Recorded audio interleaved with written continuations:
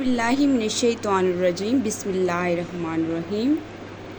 मेरे तलबा व तालिबात, आज जमात नाहम की नज़म नंबर 3 जावेद के नाम पढ़ेंगे और उसकी तशरीह करेंगे। और इस नज़म के शायर का नाम अल्लामा मोहम्मद इकबाल है। तो आए चलते हैं हम नज़म की तरफ। नज़म का हम पहला शेर देखते हैं। दियारे इश्क में अपना मकाम पैदा कर, नया ज़माना नए सुबह शाम पैदा कर। तो अज़ीज़ तालबा व तालबात, जैसा कि हम तशरीह से पहले हम शायर का हवाला देते हैं, तो सबसे पहले मैं आपको बताती चलूँ कि अल्लामा इकबाल ने ये नज़म बेटे के नाम किस मौके पर लिखी। अल्लामा इकबाल ने ख़ुद फरमाया कि नज़म जावेद के नाम उस मौके पर लिखी गई जब जावेद के हाथ का पहला ख़त उन्हें लंदन में मिला। अल्लामा इकबाल लंदन में थे, उनके बेटे जावेद ने उनको पहला ख़त लिखा। इस नज़म में मुखातिब अगरचा जावेद इकबाल से हैं, अल्लामा इकबाल जो हैं वो मुखातिब वो अपने बेटे जावेद इकबाल से हैं, लेकिन असल में ये मुसलमान नौजवानों के लिए एक ज़रूरी पैगाम है जिसमें उन्हें ग्रां कदर नसीहतें की गई और सच्ची इस्लामी तरबियत का रास्ता बताया गया। मुखातिब तो अल्लामा इकबाल जो हैं वो अपने बेटे जावेद से है, लेकिन पैगाम किसके लिए है? तमाम मुसलमान नौजवानों के लिए है। अल्लामा इकबाल कहते हैं, ए जावेद, अगर खुदा तुझे तौफीक अता फरमाए तो उसके इश्क में अपना ख़ास मकाम पैदा करके हयात जावेद हासिल कर ले। अगर तूने ये रास्ता इख्तियार कर लिया तो यकीनन तुझ में ये सलाहियत पैदा हो जाएगी कि तू दुनिया में इनकलाब पैदा कर सकेगा। वाज़ेह हो कि अल्लामा इकबाल का निज़ाम इफ़कार में तख्लीक़ आदम नौ को बहुत अहमियत हासिल है। उनके फ़लसफ़ा और पैगाम की गायत यही है कि मुसलमान में क़ुव्वत पैदा हो जाए कि वो नया ज़माना या नई दुनिया पैदा कर सके। ये नई दुनिया क्या है या इससे मुराद क्या है, इसका जवाब तो बहुत तफसील तलब है।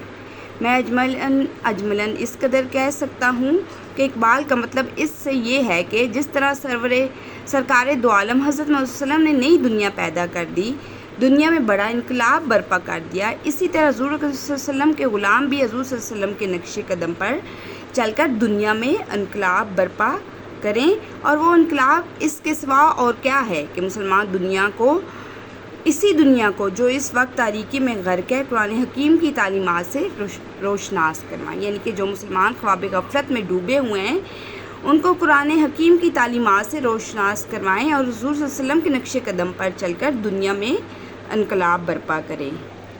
शेर नंबर 2 देखते हैं। खुदा अगर दिल फितरत शनास दे तुझको, खुदा अगर दिल फितरत शनास दे तुझको, सकूते लाला और गुल से कलाम पैदा कर।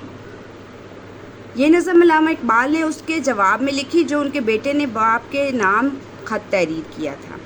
ये जावेद के हाथ का लिखा हुआ ख़त था जो इकबाल को लंदन में मौसूल हुआ। ये बात दिल को लगती है कि बजाय ये नज़म उन्होंने अपने बेटे के नाम लिखी, लेकिन बागौर देखा जाए तो वो इसमें मिलत इस्लामिया के तमाम नौजवानों से मुखातिब है। लिखी तो ये नज़म उन्होंने बेटे के नाम की, लेकिन इसमें तमाम मिलत इस्लामिया के नौजवानों से वो मुखातिब हैं। इस शेर में इकबाल फरमाते हैं कि अगर खुदा तुझे मुताला फितरत का ज़ौक़ अता करे तो तुझे लाला और गुल से इसकी हस्ती का सबूत मिल सकता है। सकूते लाला और गुल से कलाम में सनत तज़ाद पाई जाती है और ये एक दिलकश अंदाज़ है। इस बात के कहने का मकसद ये है कि अगरचा लाला और गुल ज़बान नहीं रखते, लेकिन अगर फितरत शनास उनकी बनावट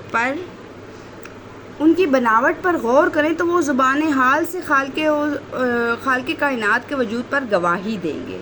अकबर आला आबादी ने इसकी हकीकत को यूँ बयान किया है, साफ़ आएगी नज़रे साने आलम की झलक, सामने कुछ न रख आईना फितरत के सिवा। तो देखते हैं कि अगर हम अपनी कायनात में इर्द गिर्द देखें तो अल्लाह ताला की बनाई खूबसूरत चीज़ों से ही हमें उसकी झलक नज़र आती है, और उसमें जो गुल हैं, जो चीज़ें खूबसूरत, ये सब अल्लाह ताला के जलवों की गवाही दे रहे हैं। शेर नंबर 3। उठा न शीशा गिराने फरंग के एहसा, सफ़ाले हिंद से मीना और जाम पैदा कर।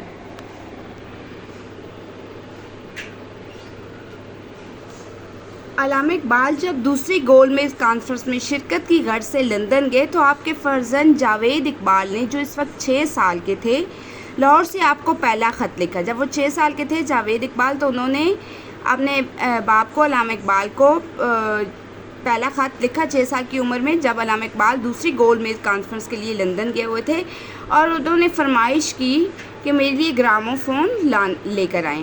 جاوید ابھی بچے تھے، اقبال گراموفون تو نہ لا سکے مگر یہ نظم ضرور لکھ کر لائے: شیشہ گران فرنگ سے یورپ کی وہ قومی مراد ہے جو عیاری و مکاری میں شارع آفاق ہے۔ شیشہ گران فرنگ ہے مکار قومیں یورپ کی۔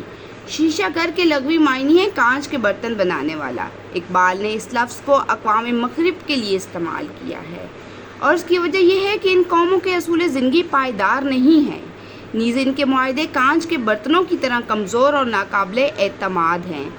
ان کے علوم و فنون اور خیالات میں بھی پختگی اور افادیت نہیں ہے۔ کس کے؟ یورپ کی اقوام کے۔ تو وہ یورپ کی اقوام سے مخاطب ہیں جو کہ مکار اور عیار ہیں، ان کے لفظوں میں پختگی نہیں ہے، ان کے معاہدے بھی کانچ کی برتن کی طرح جیسے ٹوٹ جاتے ہیں، ان کے معاہدے بھی ایسے ہی ہوتے ہیں۔ غرض کہ اقبال کی یہ اصطلاح مغربی اقوام کی پوری زندگی پر غالب آ سکتی ہے۔ احسان نہ اٹھانے سے اقبال کی مراد یہ ہے کہ ان کی تہذیب اور ان کی معاشرت اختیار مت کرو، ان کے افکار اور خیالات کو مت قبول کرو۔ جو علوم و فنون انہوں نے ایجاد کیے ہیں ان کو بے شک حاصل تو کر سکتے ہو، لیکن ان اقوام کی تقلید نہ کرو، یعنی کہ ان کی پیروی نہ کرو، ان کے نقش قدم پر نہ چلو۔ دوسرے مصرعے کا ترجمہ یہ ہے کہ اگر شراب پینا چاہتے ہو تو ان پیالیوں میں پیو جو ہندوستان کے مٹی سے بنے ہوئے ہیں۔ مطلب یہ کہ اپنے وطن اور اپنی تہذیب سے محبت کرو، یعنی کہ شراب پینا سے مراد یہ ہے کہ اپنے وطن سے مخلص رہو، اپنے وطن سے محبت کرو۔ واضح ہو کہ اقبال وطن دوستی میں کسی بڑے سے بڑی نیشنلسٹ سے کم نہیں تھے، انہوں نے ساری عمر ہندوستان کو وطن دوستی کا پیغام دیا تھا۔ تو علامہ اقبال کہتے ہیں کہ مغرب کی تہذیب کو مت اپناؤ بلکہ آپ نے ہندوستان وطن سے محبت کرو، اور انہوں نے ہمیشہ ہندوستان کو وطن دوستی کا پیغام دیا۔ انہوں نے کہا کہ مغرب کی اقوام کی تقلید مت کرو، ان کے راہ قدم پر، نقش قدم پر ان کے مت چلو۔